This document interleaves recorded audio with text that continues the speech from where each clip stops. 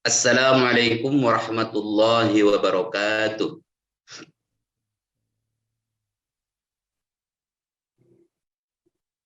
Pak, kedengaran suaranya? Halo? Halo? Ya, kedengeran ya, Apa? jelas, jelas, jelas, clear, menclang. A'udzu billahi minasyaitonir rajim. Bismillahirrahmanirrahim.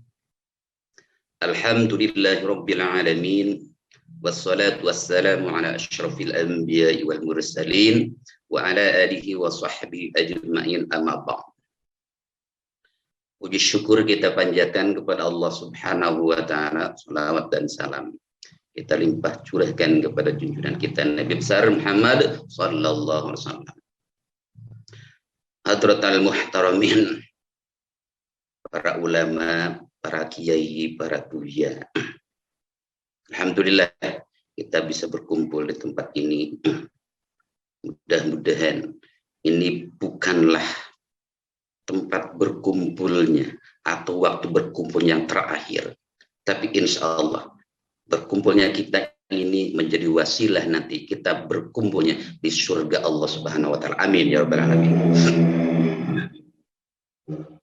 Hadratal muhtaramin, sebagai muslim sejati tentu sangat merindukan seluruh hidupnya diatur dengan hukum-hukum Allah, bisa menjalankan seluruh aturannya, bisa taat kepadanya, dan bisa menjauhi segala larangan-larangan. Inilah yang disebut takwa. Maka setiap muslim pasti menginginkan predikat takwa ini. Karena begitu besar penghargaan Allah terhadap orang-orang yang bertakwa. Banyak sekali ayat-ayat bertebaran di dalam Al-Quran. Bagaimana nikmatnya seorang yang bertakwa nanti di akhirat. Innal muttaqina fi jannatin na'im. Innal muttaqina fi jannati wa 'uyun. Ketakwaan itu bisa terjadi pada seseorang atau bisa terjadi pula secara kolektif. Tapi baik takwa kolektif atau takwa individu ini memerlukan aturan. Maka negara adalah termasuk kolektif, termasuk kelompok. Ketika negara itu pengen baik, pengen baldatun thayyibatun, maka negara wajib memakai hukum-hukum Allah. Jangan keluar dari aturan-aturan Allah. Dalam kesempatan ini, saya akan sampaikan bahwa sistem yang sekarang ini, sistem demokrasi ini adalah umul jaroim, biangnya kerusakan, biangnya dosa, biangnya durhaka, biangnya kefasikan. Apa bukti kefasikan dari sistem demokrasi? Pertama, dari segi sejarah, demokrasi bukanlah milik kaum muslimin, tapi milik orang kafir. Sistem demokrasi adalah antitesa dari sistem pemerintahan yang berkuasa sebagai pemerintah, sebagai penguasanya, raja. Itu sistem teokrasi. Ini antitesa sistem teokrasi di mana raja bersekutu dan para gerejawan membuat hukum seenak jidat. Akhirnya dalam sistem teokrasi, raja dan kaum gerejawan memeras rakyat, mengatasnamakan Tuhan. Muncullah sistem demokrasi yang mengatasnamakan rakyat. Padahal isinya memeras rakyat, mengatasnamakan rakyat. Di mana kerusakannya? Selanjutnya adalah dari segi akidah. Demokrasi muncul dari akidah yang hancur, dari akidah yang buruk, dari akidah yang jelek, yang batil. Kenapa demikian? Karena demokrasi berhukum dengan saling hukum Allah. Padahal Islam mengharuskan kita berhukum dengan hukum Allah. Kan kita kutip dalam sebuah kitab, ya, Anatul Mustafidin, Bisarhit Tauhid, di situ dikatakan, Fatahakumu ila ma anzarallahu dakhilun fit tauhid. Berhukum dengan apa-apa yang ditentukan oleh Allah termasuk ranah tauhid. Wa tahakumu ila ghairihi min anwa'is syirki. Sementara berhukum dengan selain itu termasuk sebagian dari kemusyrikan. Kenapa? Li'anna min makna la ilaha illallah. Karena sesungguhnya sebagian dari makna la ilaha illallah wa muqtaduha, dan maksud la ilaha illallah wa madluruha, dan yang dituju dari la ilaha illallah at-tahakkum ila kitabillah wa sunnati rasulillah. Wa man tahakama ila ghairi kitabillah, barang siapa berhukum dengan selain kitab Allah wa sunnati rasulillah, dan sunnah Rasulullah sallallahu alaihi wasallam, wa yanahu qad akhala bi kalimatit tauhid, maka sungguhnya dia sudah mengosongkan, sudah merusak tauhidnya. A'udzubillahi min dzalik. Maka sistem yang ada sekarang, demokrasi ini membuka lebar kemurtadan, jurang kemurtadan begitu menghangat. Itu yang pertama. Yang kedua, kerusakannya itu dari segi pilarnya. Salah satu pilar dari demokrasi adalah asyadah rakyat, atau kedaulatan di tangan rakyat. Padahal di dalam Islam, kedaulatan adalah kepunyaan Allah. Artinya hak untuk membuat hukum adalah hanya Allah semata.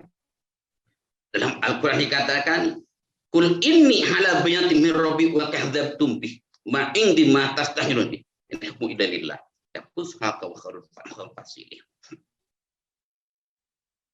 Kerusakan yang selanjutnya adalah ketika syiadah atau kedaulatan di tangan rakyat, maka semua rakyat berhak untuk membuat hukum, dan ini tidak mungkin dilakukan. Maka harus ada satu kelompok yang mewakili mereka. Merekalah yang buat hukum. Maka dari segi teorinya, dari segi slogan, dari rakyat untuk rakyat, oleh rakyat, itu bullshit, itu bohong. Akhirnya bermetamorfosis menjadi dari sebuah kelompok oleh kelompok untuk satu kelompok. Ini penipuan. Oleh karena tidak mungkin semua kelompok.